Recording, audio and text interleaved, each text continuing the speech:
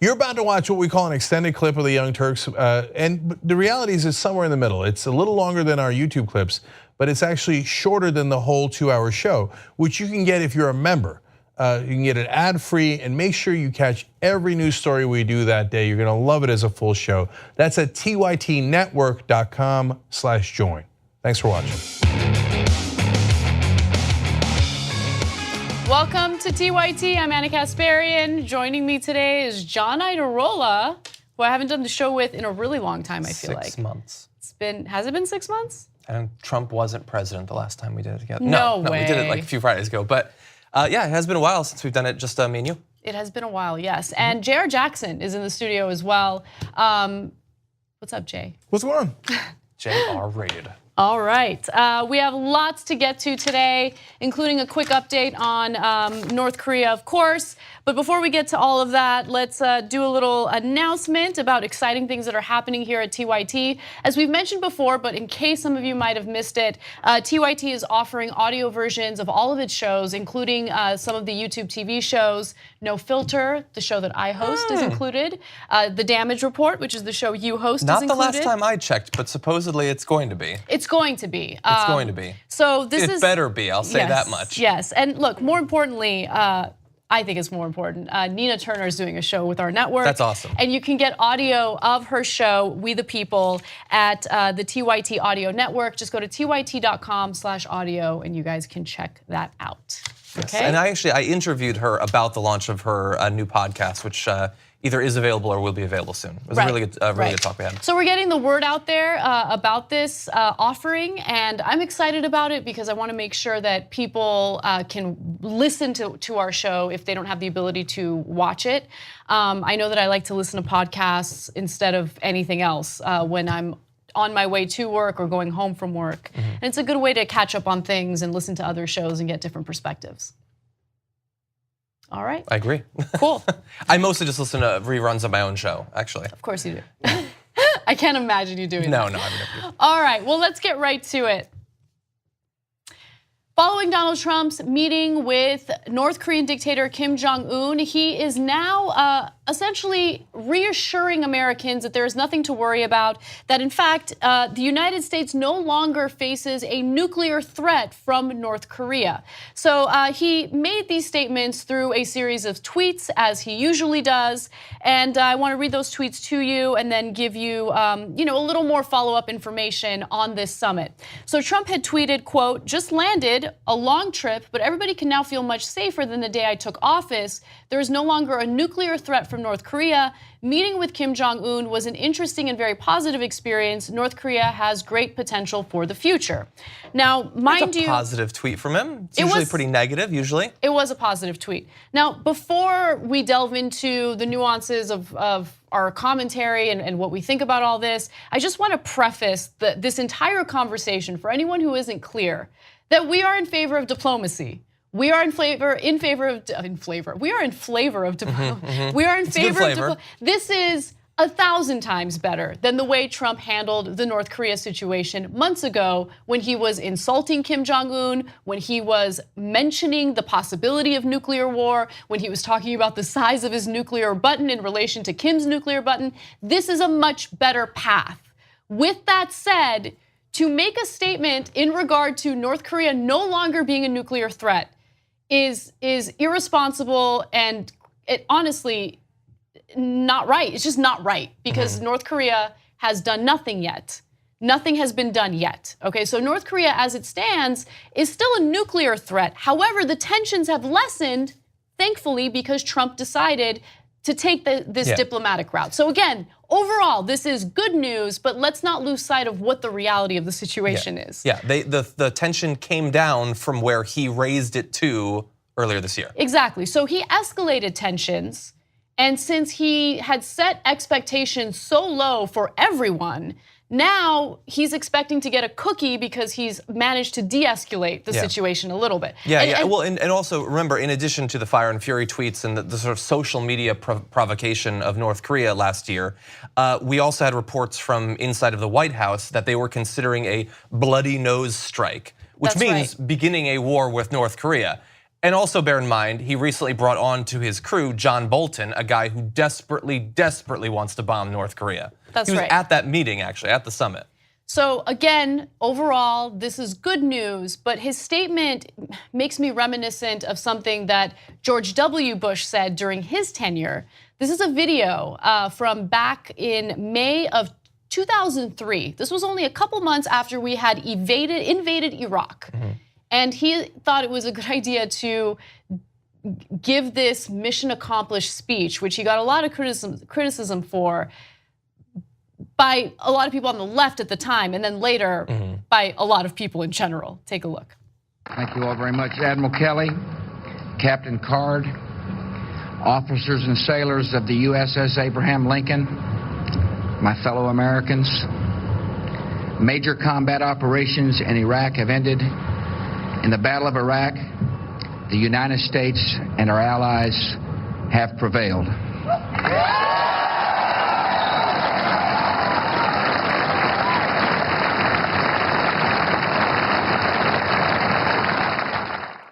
So in May of 2003, George W. Bush made it seem as though the mission in Iraq was a mission accomplished. Well, things went pretty smoothly after that. Yeah, everything was great. After that, there was this democratic uprising in Iraq, and we were able to bring all of our troops back. And of course, that's not how it worked out. Look, the point that I'm trying to make here is, again, the diplomacy is fantastic. However, there's a lot of hard work that lies ahead, and I don't want people to become complacent and just nod their heads and be like, yeah, that's it. Trump signed some deal that's incredibly vague. And look, to Trump's credit, they are planning on follow-up meetings to kind of hash out the details of this negotiation, and that's great. But let's not get complacent because, again, there's a lot of hard work that lies ahead, and the agreement that was signed was not as detailed as agreements that were signed with North Korea previously, and they reneged on those agreements. So we'll see how this develops moving forward. Yeah, exactly. And look, when he comes back, and one of the first things he says is they are no longer a nuclear threat. We've got this whole thing, it's all wrapped up.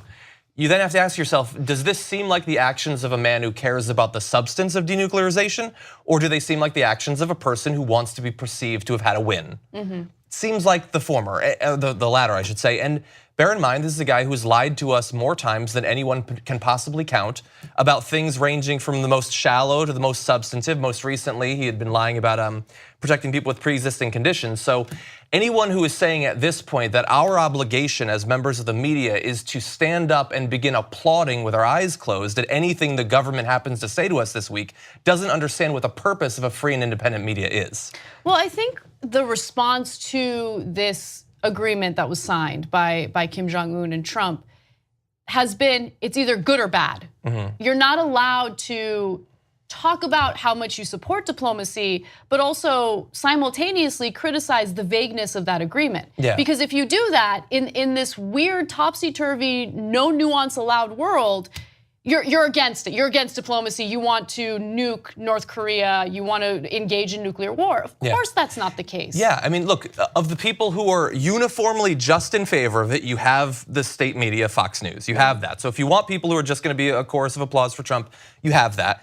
I actually don't know if there's anyone who represents the sort of straw man, this person secretly really wants war with North Korea, except possibly John Bolton and people like him, other people that are surrounding Donald Trump.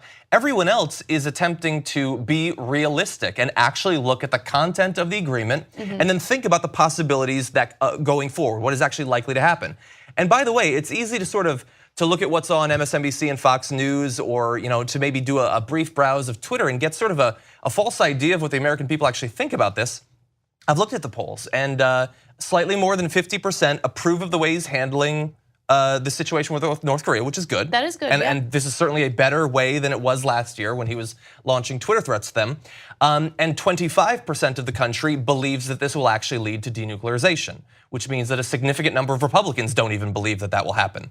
And those people deserve representation in media as well. By the way, almost every single one of those people doesn't want to see any kind of conflict with North Korea. They just also don't believe that Donald Trump is being realistic or honest about what's likely to happen. Right, and I think having Trump be realistic about the situation is important, but I want him to approach this with skepticism and openness, if you get what I mean. I don't want him to be hostile toward the North Koreans and Kim Jong-un, because you're not gonna get a deal if you approach it from that perspective. But his commentary in regard to Kim Jong-un has come off as incredibly naive. I trust him, You know, but that's not good enough. You need to be a good negotiator and ensure that there are specifics in the finalized agreement. You need to have a timetable. We need to define what denuclearization means in the context of North Korea. Because denuclearization in the context of North Korea might be completely different from, let's say, the nuclear deal with Iran, because we don't have all the information necessary to understand the situation with North Korea. Remember, they've been isolated. So our intelligence with North Korea has been limited. So these are all complicated issues, and as I mentioned, you need to focus on the hard work ahead rather than congratulating yourself and making it seem as though North Korea doesn't pose a threat anymore. Finally, one thing that I came across that I thought was fascinating, because it gives you, it was foreshadowing for me at least. It gives you a sense of some of the potential disagreements moving forward between the United States and North Korea. So, of course, the state-sponsored media in North Korea responded to this agreement, and here's something that I found. Kim's vows to denuclearize were reported by state media Wednesday within that context, that Pyongyang would respond to easing of what it sees as the US hostile policy against it with commensurate but gradual moves toward the complete denuclearization of the Korean peninsula. So A, it's really good that they're really seriously considering denuclearization. That's what that report tells me. But more importantly, who's gonna act first? It seems as though, as it stands now, North Korea is expecting the United States to act first, right? Stop with the war games, you start lifting some of those sanctions, and then we'll start denuclearizing. No, I don't think that the US is gonna be in favor of that. Well, we did end the military exercises, I guess, without even talking to South Korea or our military about it. So I guess we did act first. Right. Well, here's the thing. We haven't actually put action behind Trump's words. From my understanding, South Korea will continue with these military exercises until they get specific orders from the Trump administration to stop, right? But Trump just said it. And so South Korea's response to that has been interesting, because they said, we're gonna continue until we get direct orders. But more importantly, they've been very hesitant to criticize Trump for that, because they know that sometimes Trump says things without putting action behind it. So who knows? He comes up with something and then doesn't actually pursue it. Exactly. Yeah, and one other thing I want to say, I know there was a lot of talk about the way that Donald Trump spoke about the leadership of North Korea seemed kind of tone deaf in regard to their human rights abuses in the past. And look, I will say that going into this first meeting, I understand why Donald Trump is not going to sit down and then scream at him, why are you starving hundreds of thousands, if not millions of your people? Why do you have death camps and concentration camps? Why are you doing summary executions based on religion and politics and all of that? The first meeting, you're not gonna do that. I understand that. That would cut off the entire process. But the idea that you would proceed in the future without making it a part of it, that at some point, in addition to the other things that we expect to get, including denuclearization and the things that we will give, one thing that we should expect to get is human rights improvements for the people of North Korea. I am not only interested in North Korea no longer threatening constantly to kill the people living in Seoul, I also care about the millions of people living in North Korea in literally the worst conditions on earth. I care about those people as well. And so that has to be a part of this process. That is a core progressive value that can't be jettisoned just for ease of negotiations. So I hear what you're saying, and overall I agree with you. Yesterday when we did coverage of this summit, there were two main criticisms from some audience members, right? I think one of the criticisms was incredibly unfair because it assumed that we're in favor of nuking North Korea because we criticized how vague that deal was. That was unfair. But what was fair was how naive I am in thinking that someone who commits human rights abuses himself would really genuinely care about the human rights abuses in North Korea. I mean, think about the brutality that people seeking asylum are facing under the Trump administration. He does. Look, obviously this is my speculation that's based on some of his own policies, But I don't think that those human rights abuses are really his priority. No. And I've interviewed people who've escaped from North Korea. Like I've heard about their experiences. Maybe Donald Trump has atypical compassion and empathy that hasn't been reflected in the rest of his life. But I think it's more likely that he just wants to win. So wants a win. So best case scenario, he happens to stumble into actual peace as a result of wanting good PR. That is what we should be hoping for the best interest of the people of North and South Korea. Absolutely. All right, moving on to some other news, somewhat related. Iran has just announced that it plans to begin its uranium enrichment program at a particular plant that it had previously agreed to close down in the Iran nuclear deal. But there might be a silver lining in this story, so just stay with me for a second. According to reports, Iran will begin uranium enrichment at its Fordo plant and will install new nuclear equipment at the Natanz facility if it withdraws from a nuclear deal with major powers. Now, clearly the United States has already withdrawn from that nuclear deal. That was a huge story a few weeks ago. However, the other international players who have signed on to that deal are fighting pretty aggressively to keep the deal intact. Those countries include Russia, China, Germany, Britain, and France. Now, according to a spokesperson with the Atomic Energy Organization of Iran, currently the supreme leader, the Ayatollah Ali Khamenei, has ordered that the programs be carried out within the parameters of the nuclear deal. So far, even though they're announcing that they're going to be enriching their uranium, they're going to be doing it in the confines of this deal. Mm-hmm. What they're trying to message here is, we don't like what Trump did. There is a possibility that this entire deal will fall apart as a result of what Trump did. However, there's a possibility that we'll maintain this deal as long as the other powers that are involved work with us. Mm-hmm. So let's give you another statement. And when he, meaning the Ayatollah, when he gives the order, we will announce the programs for operating outside of the nuclear deal and reviewing this plant, or reviving this particular plant. Mm-hmm.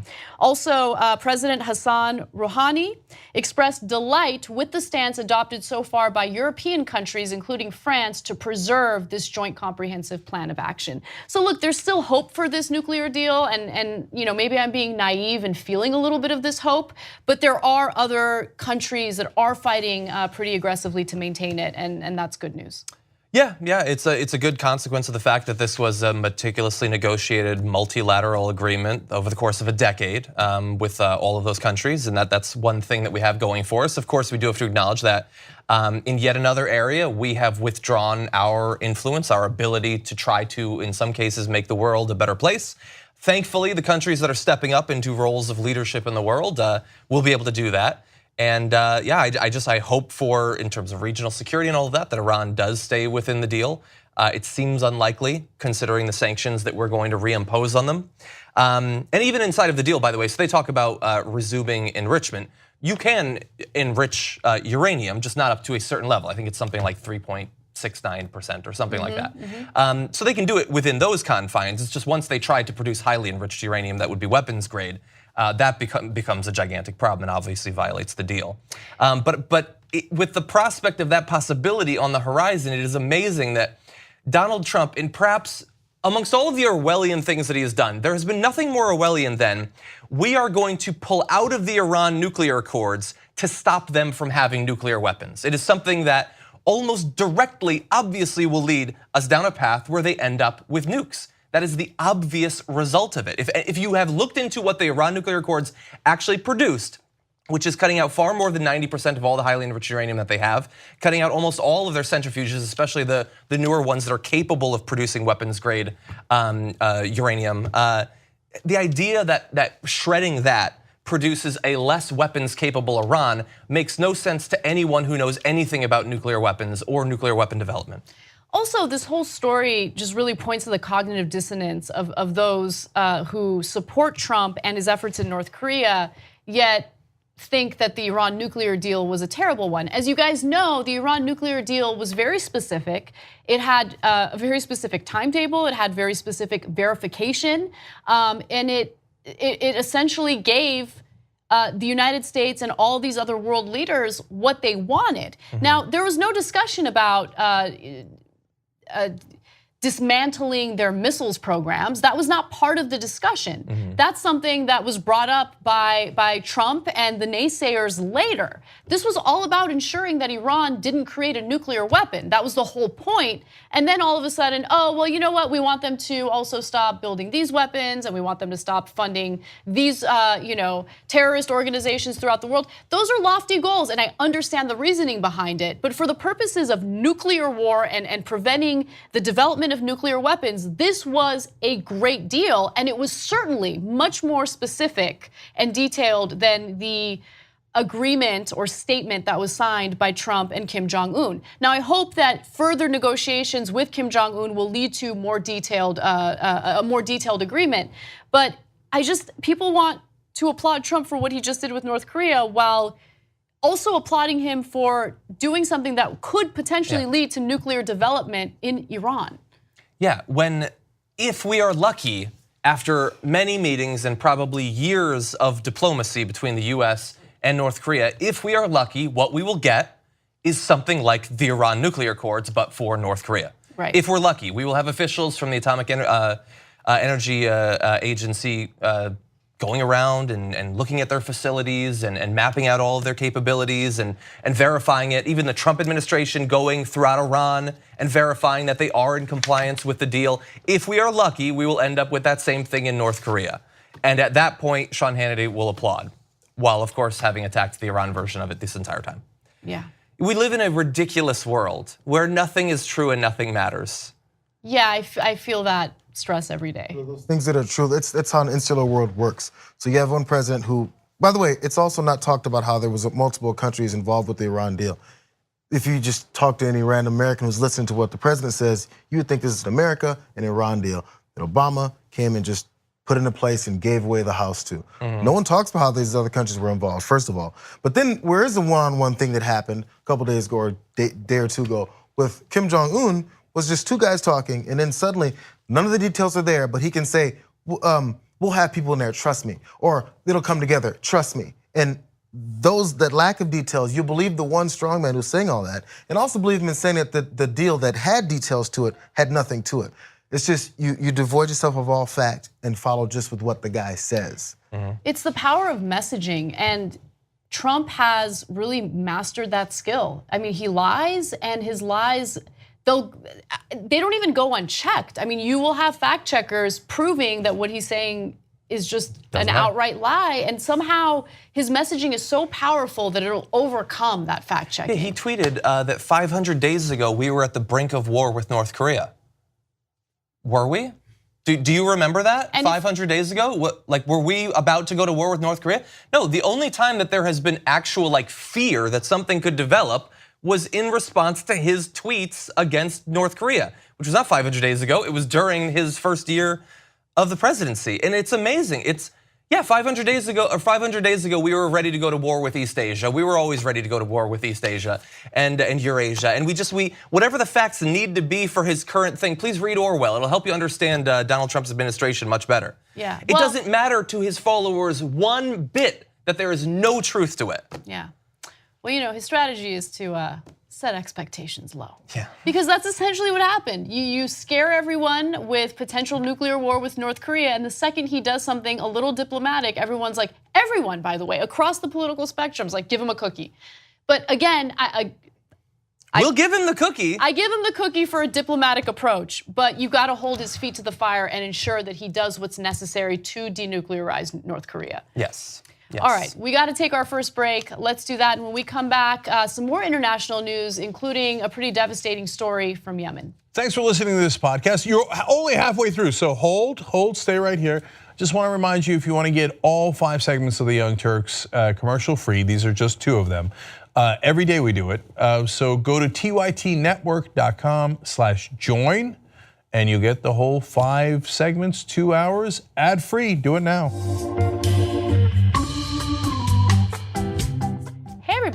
welcome back to TYT. Anna and Mark Thompson with you. Hi, Mark, everybody. Mark, you love doing the show. Just I admit do. it. Just us girls. This is the way I like it. I love having you on. It's awesome, and the audience does too. So. Oh, thank you. It's always really fun to be here. So. All right, so I wanted to make a quick announcement and ask you guys for a little bit of help to support a fellow independent outlet, and that is a magazine. It's a digital magazine that was founded by one of our guest hosts who came on the panel last Friday, actually. Wear Your Voice magazine is an independent platform, and the whole purpose is to help support marginalized women, spread their voice, spread their message, and empower them. It's an incredibly important magazine, and it really does help young women, feel empowered to speak out about issues that matter to them. If you are interested in helping support this platform, go to Patreon/wearyourvoice and you can donate. Anything would help. It is completely funded by its founder, and so that's not a sustainable model, and they really do need your support. So if you can help, again, it's Patreon, and the name of the magazine is Wear Your Voice. All right, you ready for some news? Let's do it. All right. No shortage of Nazis in the news these days. Unfortunately, we got to start off with that. Representative Steve King has just retweeted a well-known neo-Nazi, or at least an individual who is known to be a neo-Nazi, and the Republican Party has remained largely silent about it. In fact, when Talking Points Memo reached out to specific individuals in the GOP, they refused to respond to requests for a statement. Now, the tweet in question has to do with Italy and the political situation in Italy and migration to Italy. But before I get to that, let me explain who had initially tweeted this and who Steve King retweeted. It's a man by the name of Mark Collette, and he isn't quiet about who he is. He called himself a Nazi sympathizer, expressed admiration for Adolf Hitler, and was the subject of a 2002 documentary called Young Nazi and Proud. So with that said, now that you know a little bit about Collette, let's take a quick look at the tweet that Steve King had retweeted.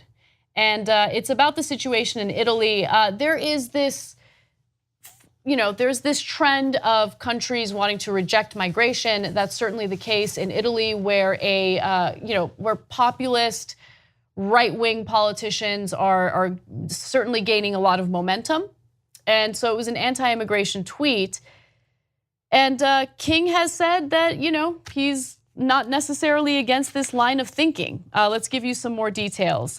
Collette joined former KKK Grand Wizard David Duke for an hour-long discussion on, per Duke's website, the massive violence that continues to be inflicted on the world by the Jewish-dominated left.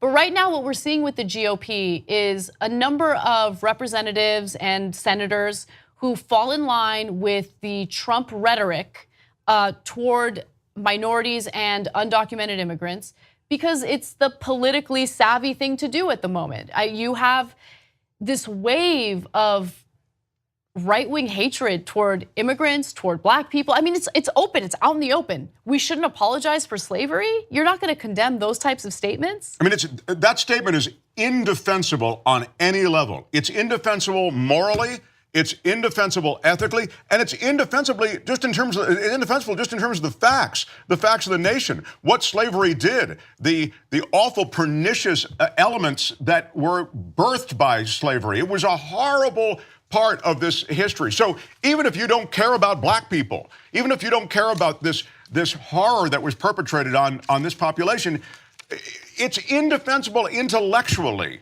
in terms of this country and what it did. And then you have, and then throw all his anti-Semitic comments onto the fire.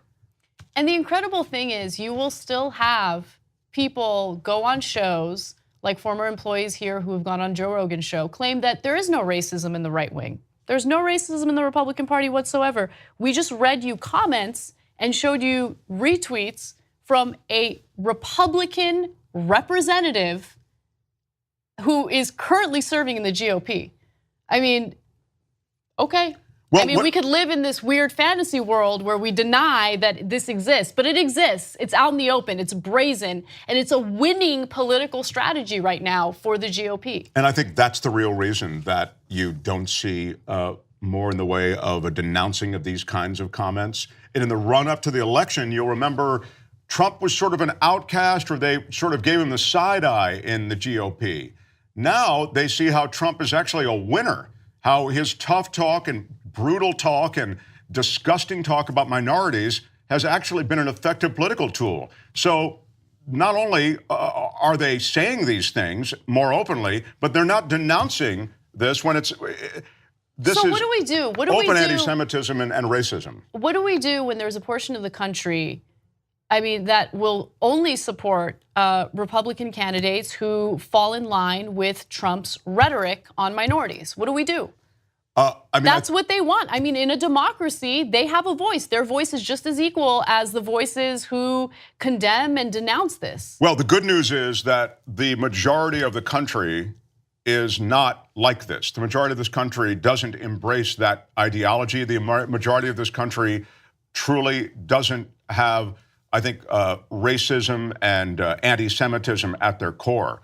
I do think you have to turn a light on it, which we're doing here. And I think you have to continually associate that party with this kind of talk. Continually associate this party, that's the GOP, with that ideology. Now, you may be Republican, you may, I hate to paint with too broad a brush, but at some point, if your GOP legislators are not going to denounce this kind of thing, then they have to suffer the consequences. Well, remember, the reporter specifically reached out to Republican leadership for comment on this, and they refused to denounce this type of behavior. Which is why right? I say the GOP has to own it. So I think, yes, I agree with you on that. And more importantly, you know, I hear you when you say you don't want to paint too broad a brush, because I do not believe that all Republicans are racist or bigots or xenophobes. I do not believe that. But you have to take action as a Republican voter if you do condemn this type of behavior and vote these kinds of people out of office. Yes. Right? Demand change from the Republican leadership. In the same way that Democrats have to demand more of the Democratic Party, and we talk about that, and getting rid of superdelegates and making other changes in the party that we will discuss. But in the same way that we have to hold the Democrats responsible for flaws in the party, we have to hold Republicans responsible for this sort of heinous talk. It's absolutely unacceptable. And yes. You know, you talk about Italy became in essence a vessel for all of those people fleeing Syria and Iraq, Greece, Italy, and even into Germany. And so they point to that as some sort of bad thing. But actually, some of the stories out of Italy about how towns in southern Italy that were really on the verge of teetering, on the verge of economic decline and disrepair, were essentially reinvigorated by the flow of immigrants. So even on the substance, I don't think they're even right. But the whole thing is so hateful to its core. Yes, Anna's right. These people have to be voted out of office. Yeah. We got to take a quick break. When we come back, just an update on what happened last night in the primaries and how challenging Trump as a Republican could mean political suicide. Thanks for watching what I hope was a lovely edition of the Young Turks. Now, you know that is 2 of the 5 segments that we do because that's free. We want to have you support independent media and come watch the whole show that we do every day. That's 5 segments overall, no ads at all. That's at tytnetwork.com/join. Come become a member. Thanks for watching either way.